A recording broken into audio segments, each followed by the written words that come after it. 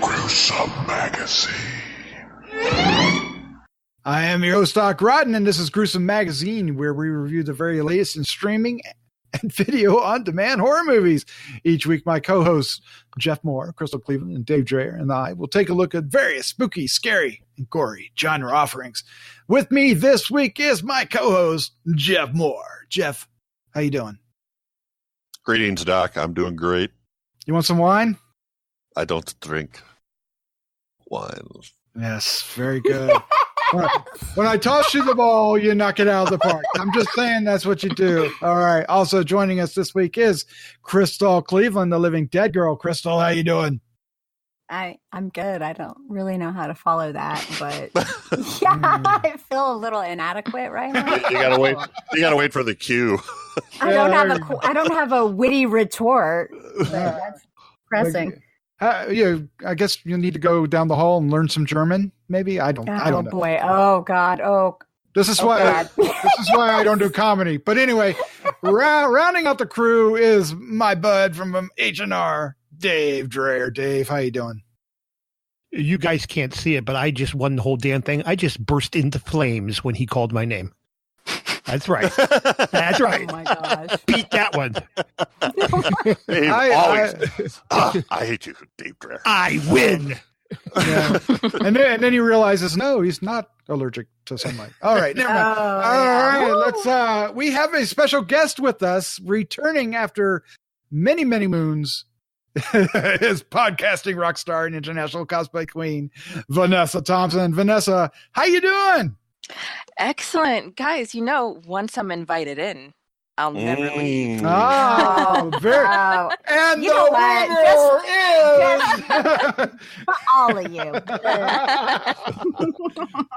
All you have to do is invite me in. If you haven't figured it out, we are going to review Dracula, the 2020 version, the Netflix BBC 3-episode miniseries, hour and a half each, from the guys behind Sherlock and Doctor Who, right?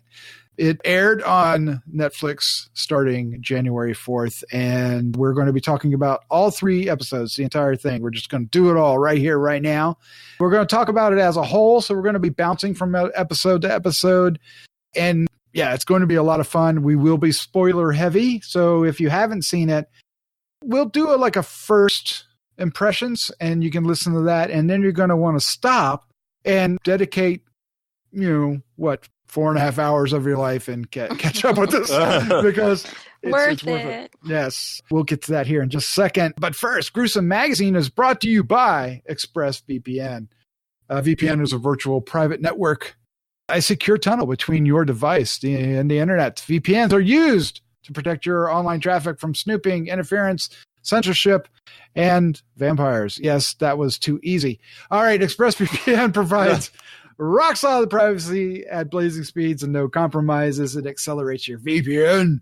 It also has servers everywhere, 160 locations across 94 countries to keep your real location hidden from prying eyes. Those red vampire eyes. It also keeps you anonymous and keeps you secure and encrypts everything. Everything. And if you watch the 3rd episode of this, Dracula could use that. All right. Also, I don't know why I did that. But anyway, they have a great support 24/7. And we recommend this. And Jeff, you have this, right? And so do you, Dave. Correct. Yes, I do. I like it. You like it? If you'd like to give this a shot, go to tryexpressvpn.com/gruesome magazine. And if you get a year, 3 months free. That's kind of awesome. Good deal. Very cool. All right, let's dive into our review of Dracula. Now, normally we do 2 movies, but this time, since Dracula was 3 1.5 hour episodes, we just decide that's all we're going to do, but we're going to go through each of it. But first, roundtable, we're going to give our first impression of the series as a whole. If you want to say, that you liked one episode over the other, please do. Try not to give any spoilers, so those who are listening who haven't seen it can get our thoughts to determine whether they want to see it or not. You want to see is. All right, Vanessa, as our guest, start off. Okay. I have to steal a couple moments in the beginning to talk about a little documentary thing that Mark Gatiss did called The History of Horror. I don't know if any of you guys have seen that. It's a 3-part series that was on the BBC, and I watched it on YouTube. It's the same thing, about an hour and a half each. The second part deals specifically with Hammer horror, and it dives into all the Dracula movies and everything. And having seen that before I knew this was coming out gave me an entire world of information that I could apply to this series, because Mark Gatiss, this is him and Stephen Moffat. It's like their love letter to Dracula. And as a whole, all 3 episodes I thought worked together so well. I was just fascinated to see the transformations that took place, and I think the lead actor did such an amazing job really embodying this character. And there are even times, I mean, I don't think this is spoilery, but there were times where I could have sworn they were doing a deep fake with Christopher Lee's face. Oh, yeah. Oh, my God. At the one. Right? I'm sorry. Yes. Sorry. I totally. No, it's okay. There were totally moments like that. And it just really, like, vampires are back, baby. After this. All right, thank you, Vanessa. Up next, Crystal Cleveland. Let's find out what you thought. What is your first impression of Dracula? Well, I completely agree with Vanessa, and I haven't seen The History of Horror, but I will now since she recommended it. I totally it's free on her YouTube. opinion. Yeah. Oh, totally. Okay, so I have to write down YouTube. Okay, there we go. Sorry. If I don't write it down, I will never remember it. But I completely agree. I think it is so fascinating, all the different story elements that they used. I don't want to, since we're not giving these spoilers, but, you know, the absorption thing is really, really cool to me. I mean, I loved that they have a good mix of practical and CGI effects. So, like, the practical ones are really cool. I mean, obviously, he's sexy. He's sexy. I thought he was incredibly sexy. I mean, being a vampire helps. But the writing... Dang. The writing is so self-aware and so witty and smart. It's really, really good. Actually, there were points in the dialogue that I was like, I wish I could write like that. Yeah. So yeah, I really, really loved it and enjoyed all 3 episodes. I know there's some dispute about that, but for me, all 3 episodes were brilliant, and they were nice and long. Like when I felt like it had been a while, I'm like, no, this episode's almost over. It still has more to go. Yeah, I mean, they're basically 3 movies. Yeah, Mm-hmm. yeah. Mm-hmm. Yeah. And they split it up that each one has a beginning, middle, and end. So it's really, really well done. Yeah. If we haven't mentioned it, Claes Bang plays Dracula and Dolly Wells plays Sister Agatha. Yes. They're our main characters. There's plenty of others, and we'll get to those as we get into our full review. But I just want to mention those 2 because they get the best dialogue, and especially Dolly Wells. Her sister Agatha is my favorite new character in a long time. You know, obviously she is not from the book directly, so it really is innovative and a lot of fun, and her special, you know, the way she comes into the story and is a lot of ways the heartbeat of the 3 films is quite amazing. But we'll get to that. But I just want to mention those people first. So Dave, one thing that you and I have been talking about is that, you know, vampires, and maybe in particularly Dracula, hasn't been scary in a long time. You know, if you look back at some of the Draculas recently, they've kind of, you know, bungled it, right? There was like Dracula Unborn, and that was, you know, it was action. It was okay, but there's a Dracula and Van Helsing movie 15 years ago that was, you know, what the hell were they thinking? The Hugh Jackman one? You talking about the Hugh Jackman one? I am. Yeah. So, you know, let's just say the 2000 have not been kind to Dracula. We won't even mention Blade 3. Just did. Sorry. But Dave, tell me what you thought. But first, does this give hope for Dracula? It does. It very much so. That I think we're all kind of in agreement here. Two things impressed me the most. The amount of time they spent to the details of paying homage to the Draculas before them, from Bela all the way up through Christopher Lee, all of them. There's little pieces of all that in this gentleman's performance. And it was meticulous how they, made sure to include all that in there. But at the same time, they tried to tell a completely different story. And they managed to hit it on all points.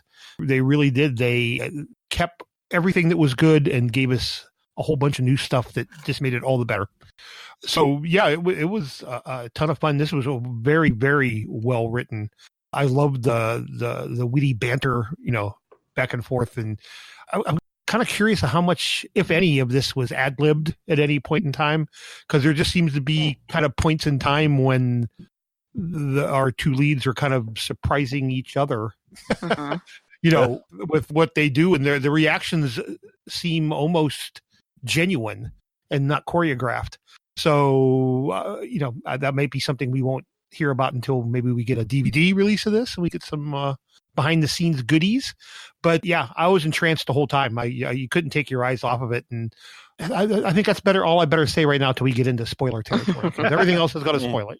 Yeah, I would say that, Bram Stoker's Dracula from the 90s, they have a lot of that in the first. Oh yeah, there was some shadow. There was that shadow play stuff. Yeah, and the older Dracula, getting. Yeah. So there's a lot of stuff. That's really from the book. Like that's actually. Oh yeah, definitely. But so they did, keep true to some stuff. Yeah, but the Coppola feel was in those that. Early on scenes. Definitely. And I love that he wore the cape and the black suit and looked very much like the Gothic. So good. No, those sunglasses. Oh my gosh. Yeah, we'll get there. We'll get there. Yeah. All right, Jeff Morriser, what was your first impression of Dracula? I like this a lot too. And each episode has its own tone, I think. Yes. Yeah. The first one I loved because of Sister Agatha, I think. And then the second one had a totally different tone. And I was really looking forward to that one because it all takes place on the Demeter, the ship, which, our buddy Bill Mulligan has been wanting a movie based on that forever. So I'll be interested to hear what he says about that. And then the third one is way totally different, but still interesting and very well done. That's very well written, I think. Yeah, I love that Sister Agatha's approach is, even though she is an expert, she's still so inquisitive, right? She's like, okay, these things work, but why, right? And I love that approach. And you were saying, the first one is very much the Harker story, right? Jonathan Harker. It's very much that. Right. The second one is on the Demeter, and the third one's, just, we'll get to that. We're not going to spoil it, but you've probably heard if you're listening, and that's the divisive one, and it'll be interesting to hear our thoughts on that when we get into that one. But it is incredibly well written. I think we've said that over and over again, and the performances are across the board wonderful, especially the leads. I really liked everybody in the second episode. I thought, because it's kind of a movie in a box, a floating box, if you will, but there's a large cast, and we get to know them as we get through the story, and it's really fun. But I love that he says, it's because he's kind of a little spoiler. He's narrating the story at the beginning. He says, "Don't get attached to anybody." I love that. Well, of course, you're on the meter. That's actually a good point too, Doc. Is the first two episodes are told as somebody telling a story to somebody else, which is straight out of the book, right? Because the book is, all these written chapters from like journal entries. Yeah. Mm-hmm. Right. I love this. This is I can't believe that this might. All right. I love Christopher Lee. I love Bela Lugosi, but this guy is up there with them now. Frank Langella and Gary Oldman, and now Claes Bang. I really think he did a fantastic job, and I know nothing about this guy. I know he's been in other stuff, but his delivery and his sexuality is so strong, and it's across the board, right? It's I've never felt the sexual tension. Wait. Oh, I'm like, right? I'm really fascinated by what's about to come out now. I'm because like, there's sexual tension from, not just him seducing the women, he's seducing the men too. And it works, and it's really interesting. So yeah, well, we're going to get into all that. That's not really spoilery in details, but it is an overarching kind of tone. But did you think he was sexy, Doc? Did you think he was sexy? I thought so. Yes. Yeah. Yes. Are you the real Johnny Blue Eyes? You are, aren't you? You are Johnny Blue Eyes. I love that. I love the whole Johnny thing. Like when he sees the painting later, and he goes, "Johnny." Yeah, there's so much to talk about this, and I can't wait to do it. So I'm going to stop now. If you haven't seen it, we're diving into spoilers. Run. We all love this films. Go watch them. Come back and listen to the rest, because you're going to want to hear what we have to say. Probably more about the third one, but we're going to talk about all three. So hopefully we can keep this to an hour, but I have a feeling that we're going to have a real hard time. But here's your countdown. 3, 2, 1. We're in spoilers. All right. Which spoiler do we start with? I'm trying to ask you, Mr. Harker, did you have sexual intercourse with Count Dracula? Okay. Okay, so all right, that's perfect. The Rules of the Beast basically has Harker showing up at waking up in a nunnery. What? That's not right. What is it? Convent. The convent, right? Yeah. I just made up a word. No, that's right for Monty Python. Get thee to a nunnery. Yeah. Yes, get thee to the nunnery. Perfect. He's obviously sick in some way. We find out how far he is sick, and but he's being interviewed by Sister Agatha, and it is the most incredible interview ever. And we get flashbacks and get the story, and it is the greatest thing. Really, really strong. It's probably some of the best television I've seen in ages. And yeah, but like Vanessa said, and his reaction is like, I'm not telling you. Well, do you think, I kind of felt like he was like, I don't know, honestly. I don't know. I'm not sure. I'm not sure. It's like, well, when you get the flashback, you aren't sure, right? Right. Yeah. But it happens more than once, so by well, couple what that characters. leads to, though, is she's trying to figure out how did he get this disease. Yeah, right. The depth of the infection. Yeah. Yes, and that just her character is in those first few moments is immediately established as being suspicious, being someone who questions everything, being a devout nun who still questions God and his reasoning and the why, and that's so important to this character because it gives it validity beyond just being a passionate religious zealot, right? It's someone who wants to understand. It's a three-dimensional character. She's like a science. She's science scared. Like she's definitely not your stereotype nun.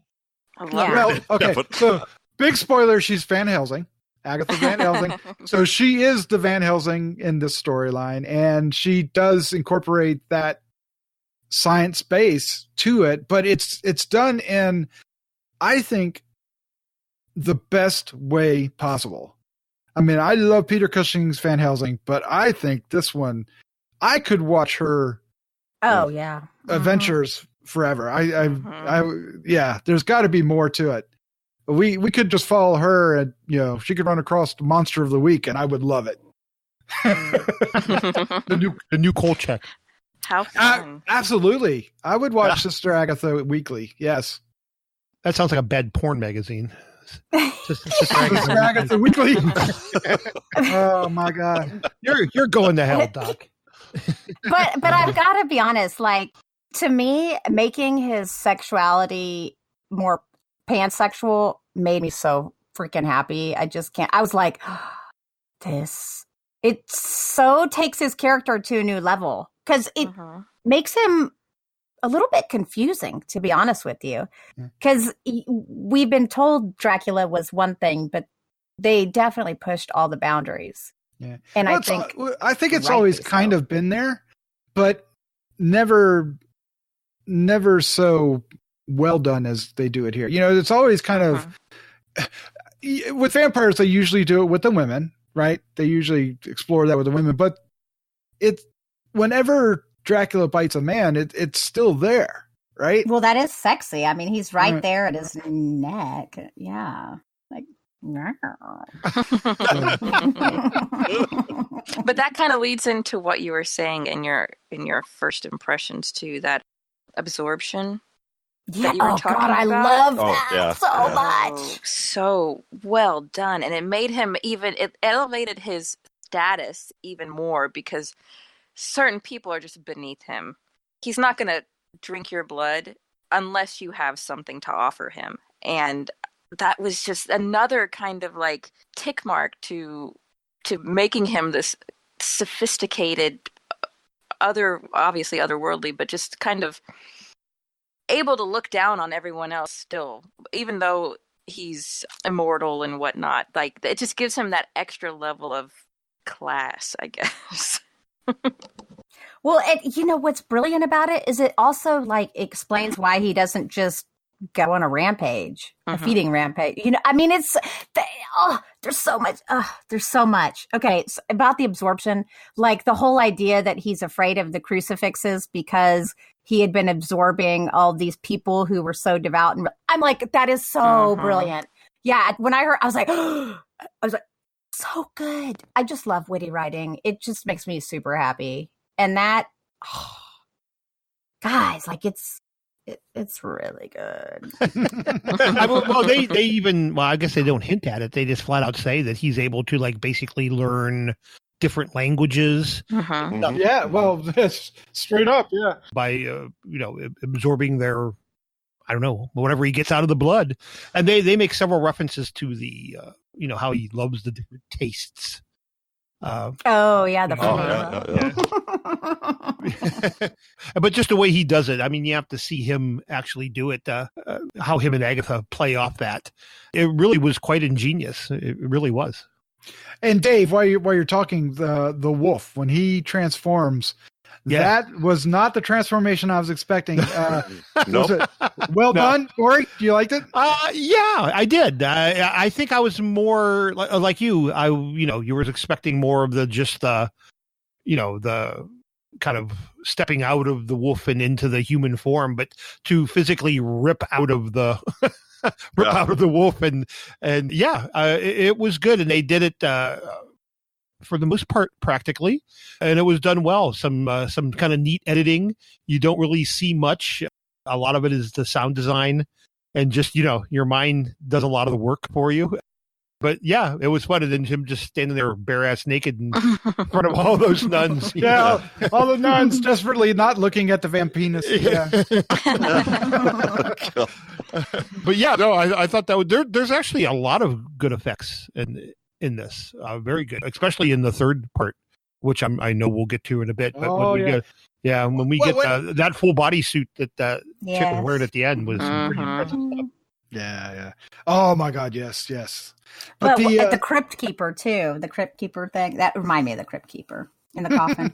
Well, there's all kinds of things, right? Oh man, and really just something as simple as in the first episode, the carriage driver with the glowing eyes and the thing. I mean, incredibly effective. I mean, there was really nothing spectacular, but you're just like, ooh, creepy.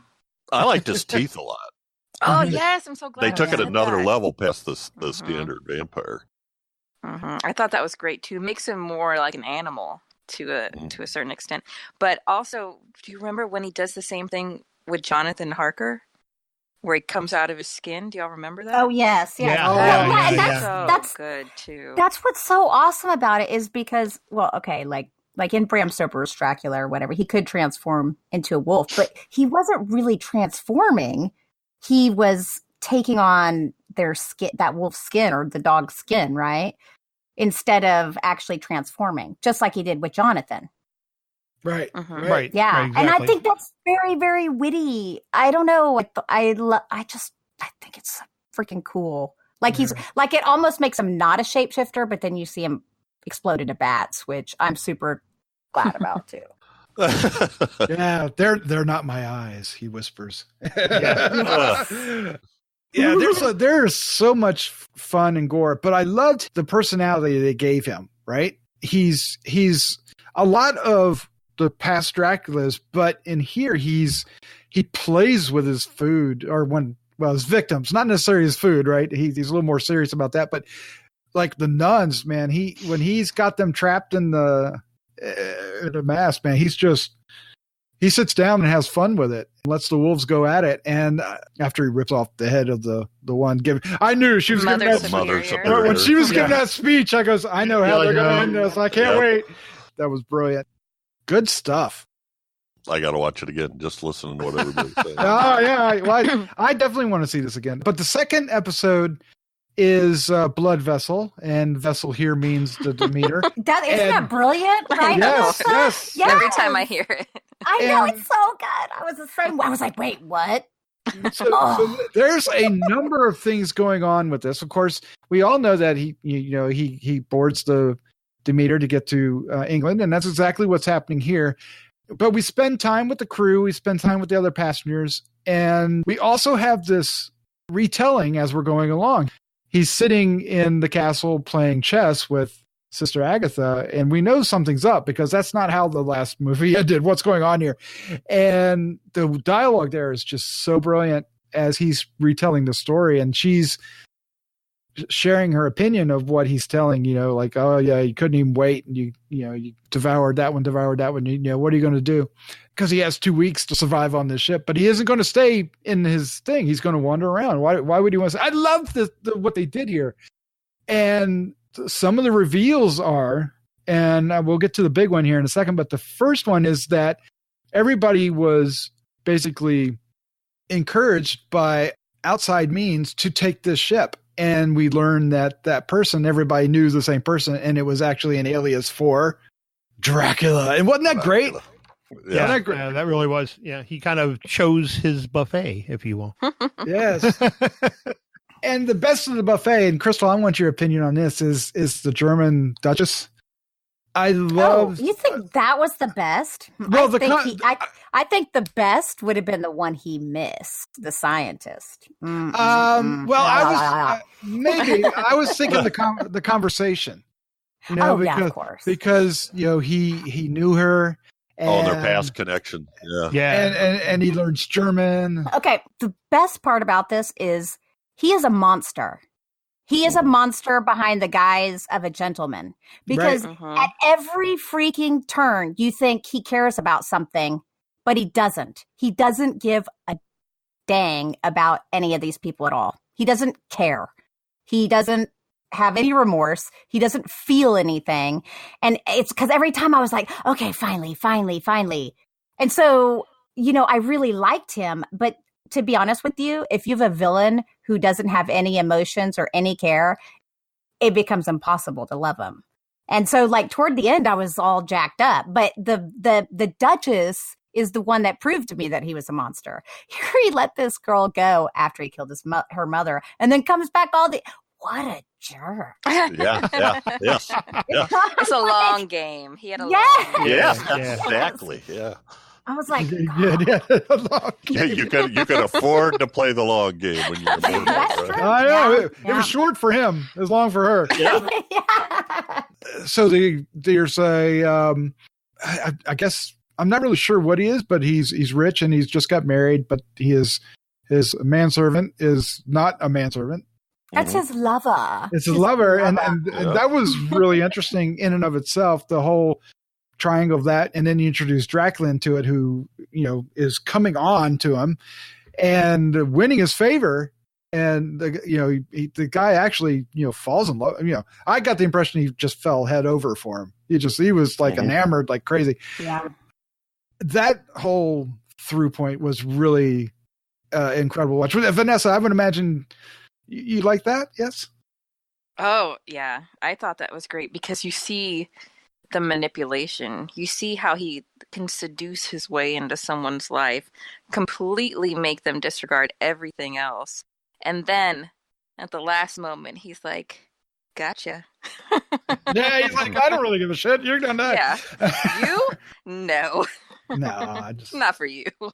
I thought that was fun because it gives someone else an opportunity. Like, you think some of the other people are going to be bad or cause problems or something, but it gives an opportunity to get another like real slimy kind of bad guy in there, even if it's just for a moment. And this second episode, you said a little bit earlier how all these characters you care about.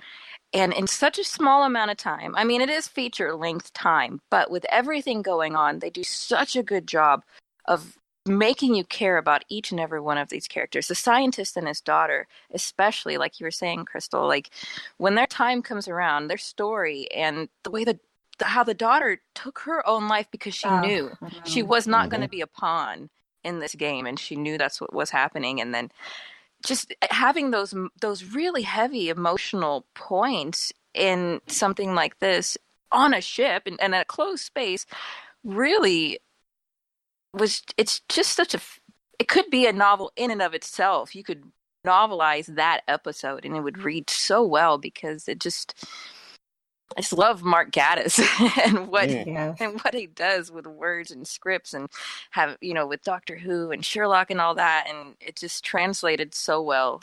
It's just the second episode. Honestly, I think it might be my favorite one. Me too. Oh my God. I think it might be mine as well. Yeah. Well, okay, come on. When they were about to burn her, that whole interaction between those two, I was like, oh my God, this is the best ever. The way she gets Dracula to reveal himself. Oh, yeah. Brilliant, right? It was. Oh, they weren't going to burn her. Sorry, they were going to hang her. The way she was tied up, it kept messing with me. But I loved how they revealed that she's on the ship. Not that they open up the door and she's there, but how she's in the story, the narration that we're following up until that point. She realizes in whatever state this fantasy state that he's brought her into, that I'm on the ship. I'm there. And she realized it because she's basically under his spell, and I love that. That was I knew it was coming, but I didn't see it coming in that way, and it was brilliant. Love it. Right. We skipped a reveal from the first one. What's that?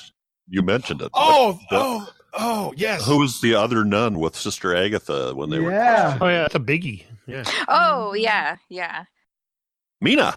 All right. Well, I was waiting for you to say it. I was waiting for him to spit it out. But yeah, I did not get that at all. I don't know if you guys saw that, but I didn't. No, not until like 2 seconds before they were going to. I was like, shit. Yeah, she says something about. She says something like, "I apologize for the deception," and you're like, "Yes, what deception?" Oh shit! I see it now. Oh shit! But I do love that she was kind of a throwaway character, because in so many stories she's so important, right? And you're like, Mina, whatever. And this one, it's really, she's important for a moment, but who's really important to him? Agatha. Yeah. Exactly. But she is important to the third segment. Narratively. Yeah. Narratively. Yeah. Plot wise, but not character wise. Yeah. And I thought that was so fresh to do that. Oh, I thought it was brilliant. Because then it kept you on your toes. It's very much in the tone of Bram Stoker's Dracula, but it certainly doesn't follow it page by page, by no means at all. But I want to mention that the mythology that they build in these first two episodes is wonderful and very important to make the third episode work. And the first one, she puts the cakes down, right? So you can't get to them. And then the second one puts the Bible pages around them. Right. Jeff, what did you think of all that work that they did to, and of course, everything that Sister Agatha was, uncovering? Yeah. No, I thought it was great. And that was something else I kind of wrote down as a note, was the way that they revealed the rules, like what the first rules of the beast. So you kind of get a little piece. And one of the last things you learn in that first one was that you can't commit suicide. You can't stake yourself. Right. That's so interesting. So, yeah, I really liked how they unfolded that out, and then how it came to pertain or made a difference later on. Yes. And he, the weird thing was how she kept after him. Like, this makes no sense. Why is this really I think Vanessa brought that up before, or somebody that, you're not religious, so why do you care if somebody's got a cross? Right. And he gives an explanation, but she doesn't buy it, right? Right. Yeah, even though it makes a lot of sense, and it's kind of like, wow, I think even Crystal, you said that, wow, that's novel, I love that, but it's still, she doesn't buy it, right? She thinks there's, of course, we find out in the third episode, her dialogue, Sister Agatha's dialogue is if you look at it and examine it, and Dave, you back me up on this, is really like an hour and a half of exposition. Very much so. But done in the most brilliant, beautiful way, right? Yeah, exactly. Yes, I couldn't agree with you more. Actually, that's a perfect representation of what that is. And it colors her as such a brilliant character at the same time, because we learn as much about her as we do about the other characters, both who she's interviewing and the subject being Dracula. Right? I love that aspect of it. Yeah. And so she's the interviewer in both those. The first episode, she's questioning Jonathan Harker, and he's telling the story, even though he keeps saying, well, I already wrote this all down. Can't you just read that? That's a great reveal too, right? Yes, it is. And then in the second one, it's she's questioning Dracula, and he's telling her the story, even though, he's manipulating the whole situation. So I really like those two situations. Well, and I love how in the third one you see Mark Gatiss doing the same thing in his book. I just thought it's just tied together so well. Yeah. Speaking to that, Peter or Piotr, that's on the boat. We don't know his real name for the longest time, and I was waiting for him to say, "My name is Renfield." I was waiting for it and waiting for it. He never gave me that, and I was kind of disappointed. And then we learn, that the lawyer's name is Renfield, and that was. In the third episode, and that's brilliant. And who plays him again? Mark Gatiss. Yeah, isn't that great? Frank Renfield, right? He's such a goof too. He's awesome. When he puts his hand on his shoulder, I cannot handle that. I was like, oh my God, I'm so dead. Now each episode is directed by a different director. Johnny Campbell did the first one, Damon Thomas did the second one, and Paul McQuiggan did the third one. Did we notice, Jeff, a difference in style, or did it all feel coherent together? Well, there had to be a difference in style, I think. I mean, it felt coherent, but each story we've already talked about. There's not that many characters in the first segment, the first episode, and in the second episode, there's a lot more characters, and you're in a confined space. You can't. You're on this ship, and then the third episode is so out there. It just really opens up. So it all seemed to fit well together to me. I mean, I think they had different styles, but I think it was dictated by the setting. Yeah, I agree. Now, by the third episode, I realized, hey, there's a lot of characters we haven't met. Where's Jack Stewart? Where's Lucy? Where's Quincy? And the third episode does introduce them. But before it does, it throws the most insane twist. And Dave, it may go Dracula AD 1972 on us, doesn't it? Yeah, a little bit. Yeah, a little bit. It was kind of disorienting at the beginning of the third. You're like, what the hell am I watching? What is going on? But again, when all is revealed, it's actually quite brilliant. Yeah. Yes. So Dracula has one coffin left on the Demeter, and they blow the Demeter up. He gets in it and goes to the bottom of the ocean. We see him wake up and climb out of it and walk to shore, only to find out he's been asleep for 150 years? 30 something years. Something like that. And he's in the present. And holy crap, that's where people either love it or hate it. Yeah. I thought it was great. The helicopters and the searchlights, and the whole thing. I wasn't sold at first. It took a while and I think Crystal, you said the same thing, right? Well, yeah. As soon as he got on land, you're like, oh, great, okay. And then you see the searchlights, and obviously, immediately. You're like, oh shit! It was jarring. It was great. I loved it I loved it after all, but at first, I'm not gonna lie, I was like, "Oh man, where are they gonna go?" Well, and then who you think is Agatha walks up and says, "We've been waiting for you." And I totally thought it was her. Yeah. I thought, of course, she survived. Great, yay!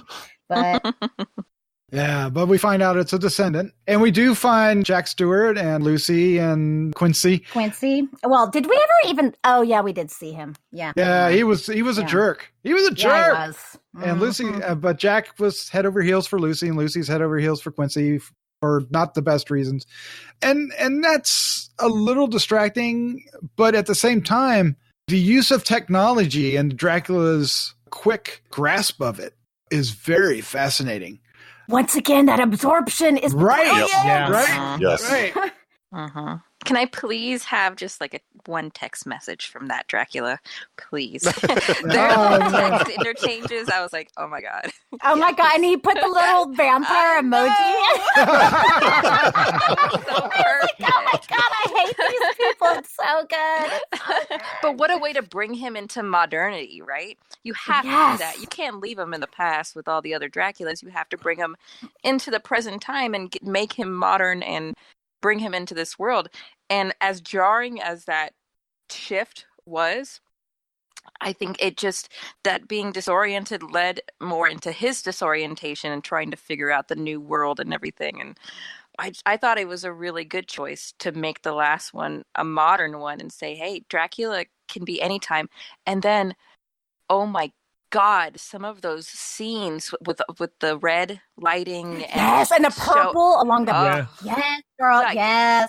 Gorgeous scenes that you could only do kind of in a modern sense, right? You see that playing more nowadays in film and features that you see.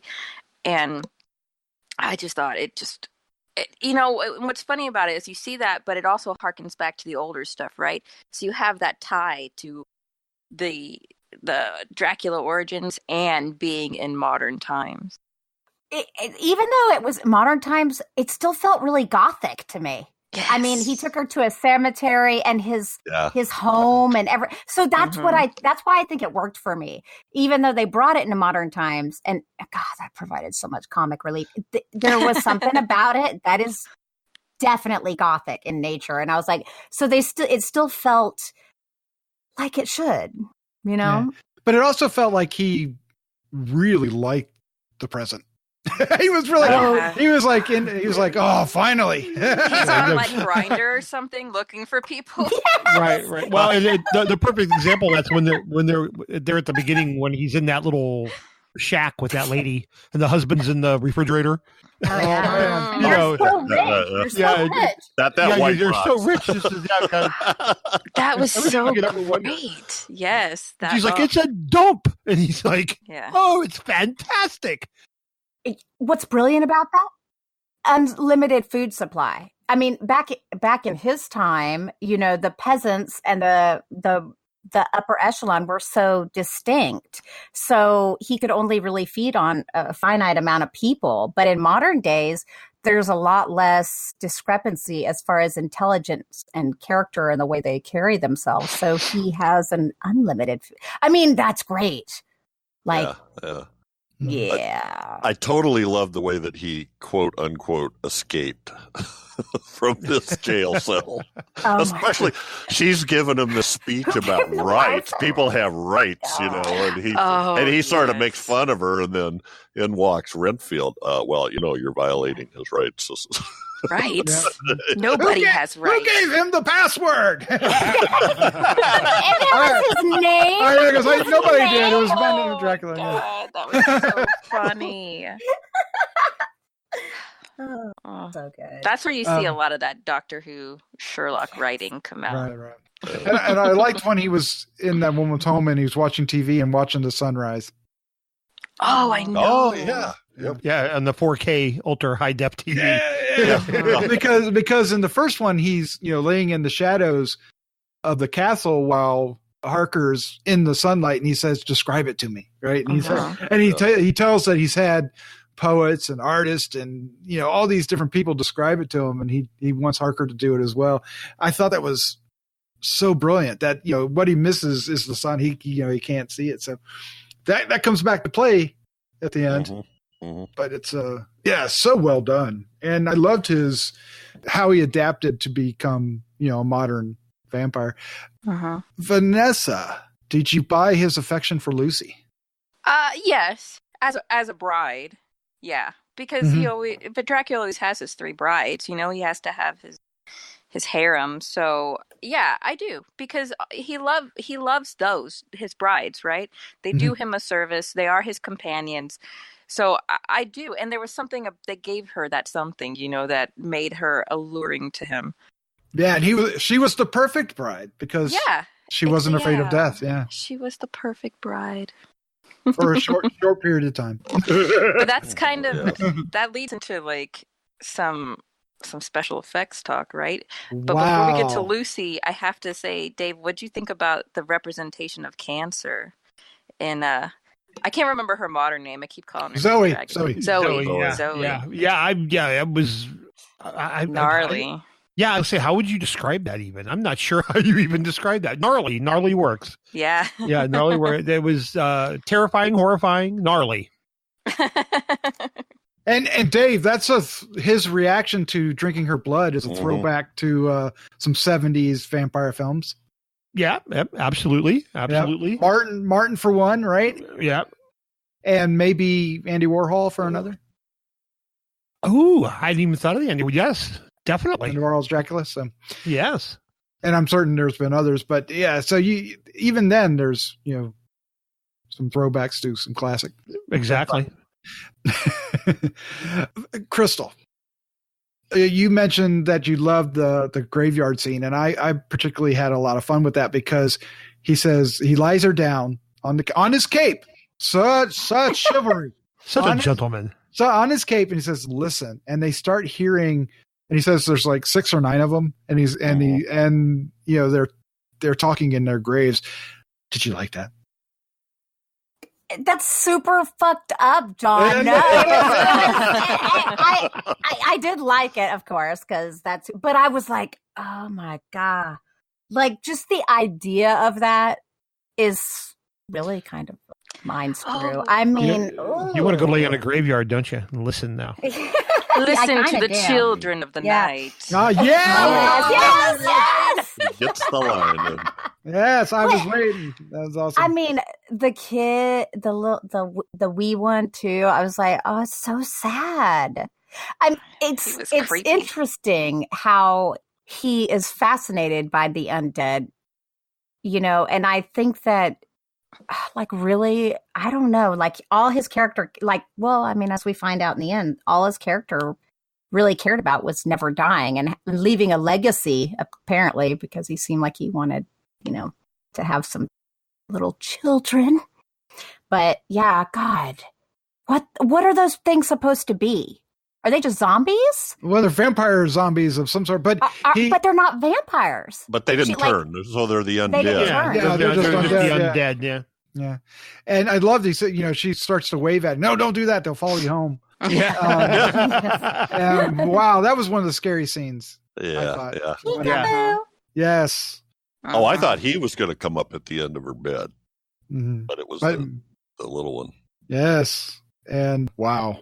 Doesn't he have a line something like, when they're on the graveyard, the little ones sometimes wiggle their way out? Yes. Yeah. Oh, and he's hiding by the tree. Oh my God, it was so creepy. I particularly love that element. That reminded me. Do you remember Terrified, the Argentinian movie? Yes. That reminded me of that a little bit. Well, the guy in the box, the guy in the ice box, or the way that some of the people were put in the box, reminded me of the guy under the bed in Terrified. That's interesting. Contorted, twisted. Mm-hmm. So Zoe drinks Dracula's blood, right? They get a sample of Dracula's blood, and everything kind of goes to hell, and she ends up drinking it, thinking, I suppose, that it would save her. But what it does instead is it allows her, because of the DNA connection, to connect with Sister Agatha, and essentially brings Sister Agatha back into the story, sometimes as a spirit, but eventually Zoe and Sister Agatha kind of become one. Because she drinks his blood. Right. Jeff, what was your impression of that that element of the story, Jeff? I thought it was brilliant. I loved it. But number one, I wanted to see her anyway. And then Dracula starts to notice every once in a while her accent slips. He kind of looks at her. Yes, like, what's going on here? Or he she says a special saying that reminds him. Yeah. Blood is lives. Yeah, blood is lives. Yes. And by the time, we get to the finale, she's full on Sister Agatha and they're having the conversations again. And it's so brilliant. And Dave, another callback, this time to the Horror of Dracula. Yes. Yes, she runs across the table, jumps, and pulls down the curtains. Yes. So looking beautiful. every bit like Peter Cushing. Absolutely. Yeah. I cheered. Oh, my God, that was brilliant. Yeah. And then we learned something special, do we not, Crystal? What do we learn about Dracula? We learned that he's absolutely insane. No, we learned that he is not. Well, really, all of that is in his head. And he's not allergic to the sun. And oh my God, I feel like that's one of the greatest moments. You could literally see the change in him. See, this is when I feel like he finally stopped being the monster. It was like all of a sudden, all of that weight, I guess, he was carrying on him. He was a lot brighter. I mean, of course, he's in the sun, but I think it was. Well, at least he didn't sparkle. But the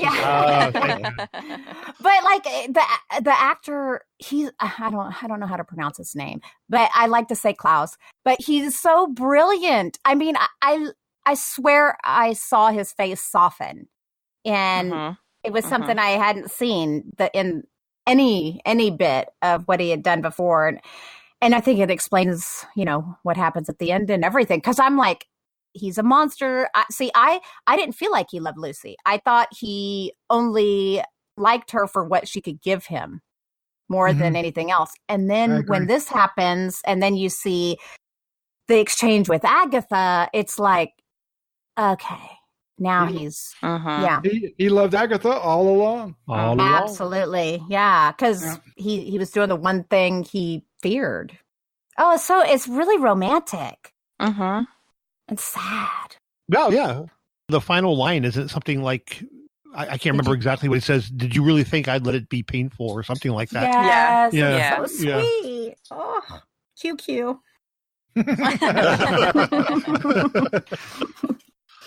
Yeah, we could probably keep talking about this forever, but let's go ahead and wrap this up and give our final thoughts and a score overall. If you want to score each one individually, feel free to do so, and a favorite scene. But before we do that, we mentioned the kid that came out of the grave, and he's butchered off screen violently.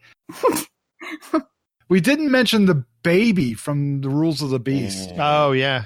And that was so damn creepy. Yes, it See, was. I didn't think that was creepy at all. I thought, oh God, so cute. I was like, wait, I can't remember the baby. It's his child. Yeah, from his child. bride. Yeah. Yeah, and that one that's in that hamster cage thing. Yeah, and he turns it and puts it in he puts it in the cage. So I guess he's still there. What happened to that? That's a good question. Yeah, they don't really. There's really no real closure with the vampire baby. Yeah, but wow. but everything leading up to that, where we see, Harker's there, and you can hear the baby in the bag, and he's like, "There's a baby in the bag," and he's like, "There's no baby in the bag." He's walking around, and the baby cries. He goes, "There's a baby." He's like, "There's no baby in the bag." No baby in the bag. And he totally buys it too.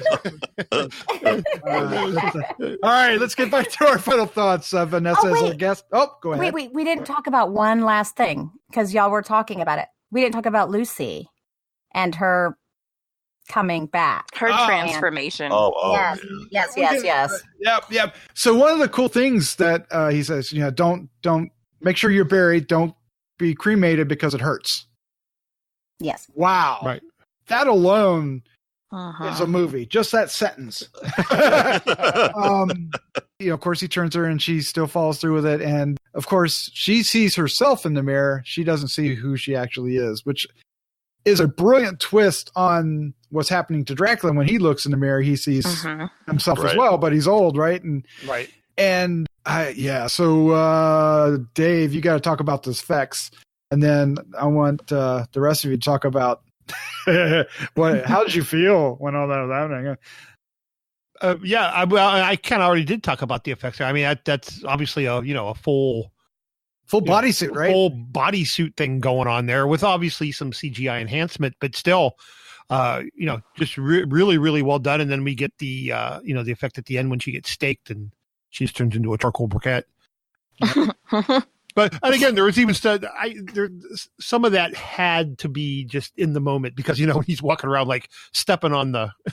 You hear him going crunch, crunch, crunch, like putting her out. It's just so bizarre, but it's little things like that I just love. He's like walking around like like he knocked over an ashtray. But yeah, it was great. That full bodysuit and the whole big long kiss and everything. And you're just like, oh yeah, that kiss. Oh man, that kiss. Right off the bat, I'm thinking, well, that's a full bodysuit. But when they got in on the close-ups, it was really good. Yeah, it was. It was beautifully done. Yeah, and okay. Did y'all not think that this is why I was like,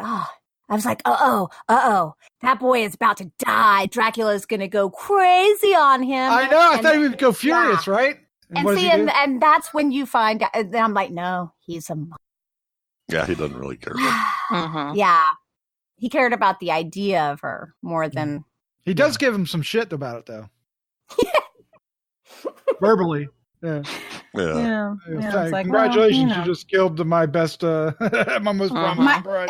He said he called her an experiment, even. Yeah, he did. Yeah, and that's when you're just like, whoa, God, you want to like him, but really, they have to have something redeeming to make them redeemable. Vanessa, anything to add about our poor Lucy? Snap, crackle, pop, because she looked like she covered in Rice Krispie treats. Rice Krispies.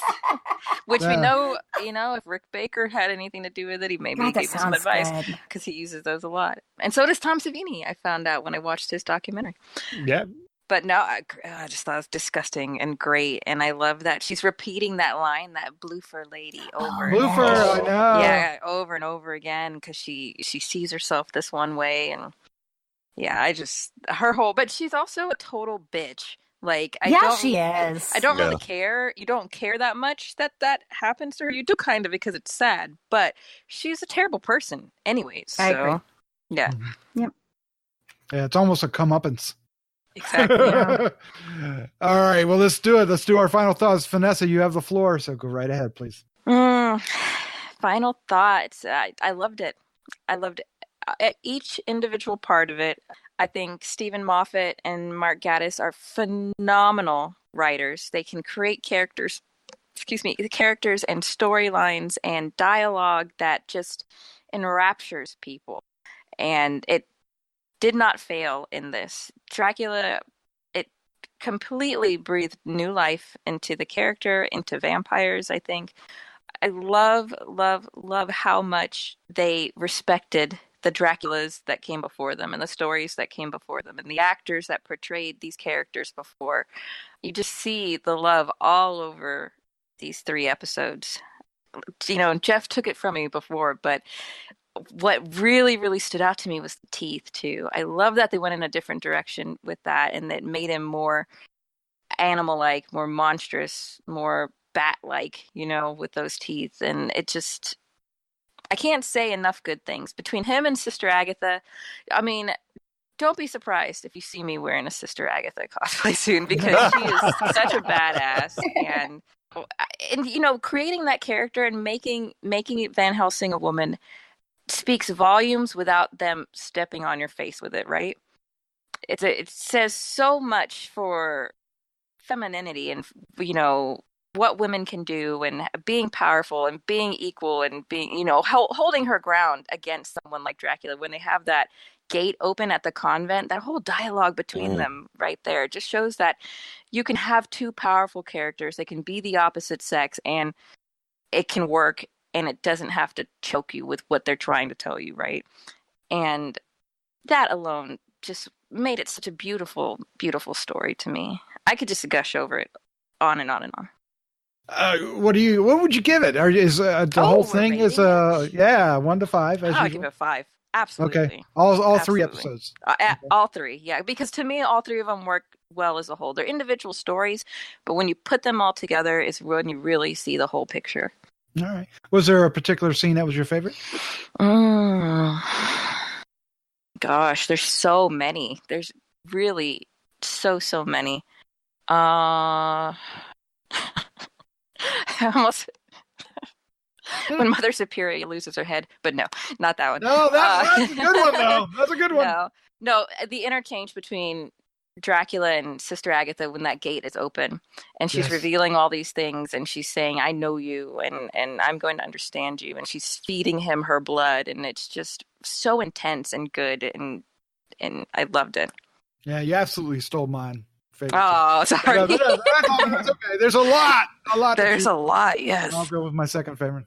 Yeah, I love the fact that he realizes you didn't know and you still did that. I wasn't sure. That's an experiment. Yeah. All right, Dave Dreyer, sir, you're up next. What's your final thoughts? Score, favorite scene, Dracula?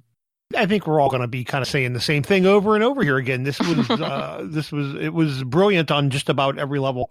Like I'd mentioned before, I love how they paid homage to the Draculas of the past. We got the famous Lugosi lines in there. They managed to get them all in there. We got the Christopher Lee Blood Eye. We did was in there. Yes. And it all just worked perfectly. And at the same time, it's not like any of those. So I don't know that you can really ask for anything much more than that. This would definitely be a 5 in my book as well. I think it's safe to say that 2020 has started off with a suck and not a blow. Would you agree? I think we could all agree with that, right? What were you watching? Shut up, Johnny Blue Eyes. I don't want to hear it. A favorite scene. I mean, it's tough because there's just so many of them. And just in this conversation, the scene that just keeps, and again, this is just off the top of my head, but that whole scene with the baby where he's walking up the steps and Harker keeps going, is that a baby? He's like, there's no baby. And that's only because it's just fresh in my mind because we were just talking about it. But there's literally 1,000 scenes like that throughout this. So you can just kind of stop on any given frame and be like, yeah, that's a good part of this one. Yeah, that's my favorite scene. Is this going to be a hard one to knock off your top 10?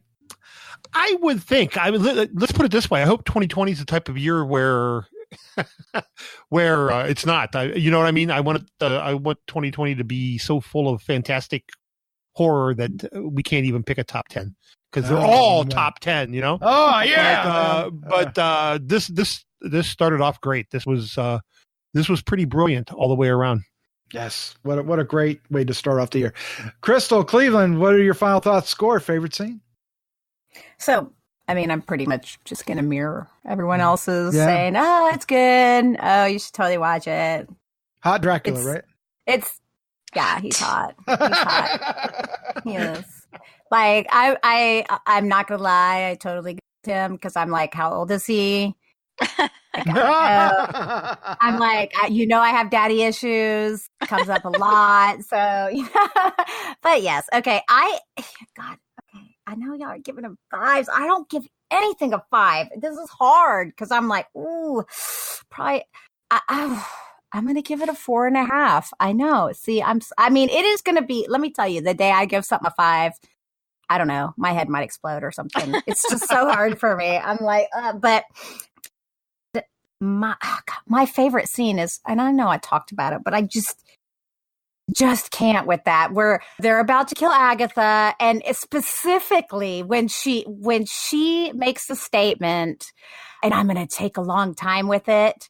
And his face after that, he's like, oh yeah. Like, cause she took that from him and the interaction. And I got chills at that point. I was like, this is so freaking good. And his surprise and the admiration on his face where she, with everything she was saying. And he's like, well, that's an interesting choice. Like, I don't know. I just thought the interaction between those two is just so good. Yeah, Van Helsing has always been such a great adversary for Dracula, or vice versa. And they're just great adversaries, right? Classic ones. And I would say even more so with this particular iteration. God, yeah, they work so well together. I honestly I don't think I've ever seen a chemistry like that on screen. Mm-hmm. Like they're just perfect. They play off each other so well. Yes, and dialogue is a lot of it. All right, Jeff Moore, sure, you're up. Give us your final thoughts, your score, favorite scene, Dracula. Yeah, final thoughts. Yeah, you got to watch this. It is interesting to see some of the hate, and I saw some positive things to start with. Then I saw something that said the first two were great and the last one sucked, and then I saw another person that said, I watched the first one, and then I'm so glad I spent the rest of my time doing something more worthwhile. And I'm kind of like, what? So if you watched the first episode, how could you not immediately exactly get to the other? Those are the people that hate Baby Yoda. Okay, we don't need those kind of people in 2020. Yes. Well, I think I don't figure it out. I could see how somebody, I don't know, but anyway, I loved it. I loved Sister Agatha. She was such a delight. Her straightforwardness and the way she talked to Jonathan Harker. I kind of want to say something, as a favorite scene, I want to say something to do with her standing up to him, but I think instead, oh Lord, there's so many different ones. I'm going to say when Jonathan Harker looks at his own writing. Oh, that was a great reveal. That was good. Yeah, because I got chills when they showed that. Yeah, him realizing that he's one of the undead was really good too. Him coming to that realization that was really good. So anyway, but there's so many other ones. I love I'm not going to. At the end, it's episode 1 where she's like going, "Come on already, come on, right here." She's pointing at her neck. I'm. She was such a tough cookie. I'm going to give this a 5, and I just want to remind Crystal Cleveland that she gave Smoke and Mirrors 10,000 stars. So don't 10,000 stars. She was competing against my 100,000 stars. Well, maybe hers was 100,000 too. I was thinking we all gave them the same, but anyway. That's hilarious. Yeah, so Claes Bang is how Jeff said it was pronounced. His next feature is going to be in Robert Eggers' The Northman. Robert Eggers, of course, did The Witch and Lighthouse, so that'll be interesting. Might actually have to watch that one if he's going to be in it. Yeah, of course, it's a Viking revenge saga set in Iceland, so turned into the 10th century. So I'm Anna Taylor-Joy, Nicole Kidman also in it. Yeah. Oh. Yeah. Be ready for the subtitles, Dave. The dialect will be hard to understand. Yes. Of course it will. This guy, I want to follow his career. That's my point. He impressed the living crap out of me with this. When we first saw the things, I was like, who is this guy? I don't know anything about him, and is it going to work, and what's going on? And it looks interesting, but is it going to work? And holy crap, it works out of the gate. As soon as we see him, he comes out very much the Bram Stoker's Dracula movie version of him from, he de-ages throughout the first episode, and that's brilliantly handled. But also has my only caveat to this thing. It's like, if he was in the water, not feeding for so long, wouldn't he have reverted back to that same dried up Dracula? Well, I think he was in hibernation, and before he wasn't. I'll buy that for $1. That totally works, Vanessa. Yeah, I think that's what they say. I'll buy that. I'll buy that. Yeah, because he was hibernating instead of walking around. All right. Yeah. You win. You win. He bought it. We're good. All right. So there's no problems with this movie at all. I have to give it a 5. I can't come up with anything. Sister Agatha is such a refreshing character, and the dialogue is so brilliant. And to pick a favorite scene that doesn't involve her would be criminal. but which scene to pick from her is incredibly difficult. Almost any time the two of them are talking is a favorite scene, or even when she's even interviewing Parker is brilliant. But I really, really enjoyed the conversation they were having while they were playing chess. Of course, my favorite scene really has already been taken, but thank you, Vanessa. But when they were playing chess, the dialogue was just as witty as before, just as ingenious as before. And the way she was questioning his actions and challenging his decisions was so inquisitive and deductive and interesting to listen to, right? And all they're doing is sitting there playing chess, and it was captivating, and you couldn't stop watching it. And the chemistry between the two, even though it ends up being a air quotes romance, kind of, it isn't a sexual thing, right? And it never really is. They're adversaries. What? Well, that last scene would say. Well, the last scene. Not true, sir. The last scene, puts it all in a different perspective, but in a much more, a different perspective than what I'm suggesting. Fair enough. Yeah. So throughout most of the film, they're adversaries that respect each other, which is incredibly interesting. And I think the scene as they're playing chess reflects that probably the most. And I love it. I just love these two characters. And like I said, if they wanted to somehow say that she survived the boat explosion and they wanted to make a TV series out of her, I'd watch it. I really, really would. Cool. Can't argue with you. All right. So that is our extended review of Dracula, playing now on Netflix. It is a Netflix BBC co-production. Came out on the 4th of January 2020. Good start of the year. And Watch it. and if you don't like the third one, that's fine. Just turn it off and soak up the first two and be happy with it. You're gonna miss vampire emojis. You're gonna miss a lot of really interesting. The payoff at the end is worth any rustled brow that you may have. It like I said, it kind of wigged me out at first, but I really got on board. By the time he got into that woman's house, I was on board. Yeah. I was on board. Yeah. When the guy was in the fridge, I'm it. This is good. I'm on. Let's go. Let's go. Check it out. Let us know what you think. I'd love to hear from you. If you want to give us your thoughts, feedback at gruesomemagazine.com is the way to do it, or you can join our Facebook group, or you can head over to gruesomemagazine.com and leave some thoughts on the show notes. I really want to hear what you think because, even though this is technically a mini series, it is definitely going to be the one to beat this year, and it'll be exciting. To see. We have the Bly Manor coming up later this year, right? Isn't that what it is? Bly House, Bly Manor. Yep. We do. Yeah. So I don't know, man. Could be a showdown. Is that the Mike Flanagan one? Yeah, I don't think Brahms, The Boy 2, is going to do it.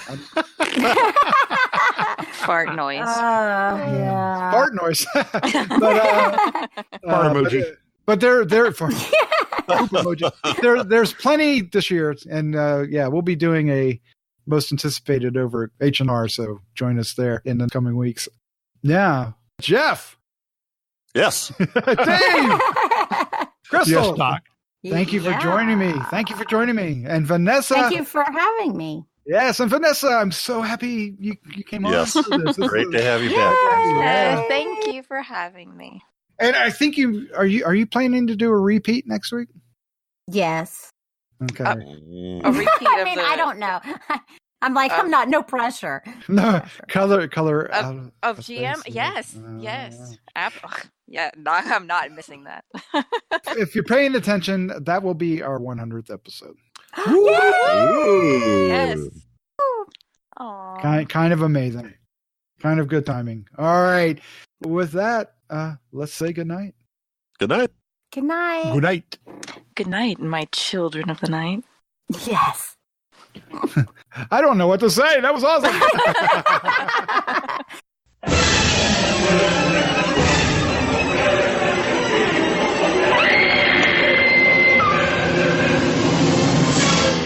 Gruesome Magazine.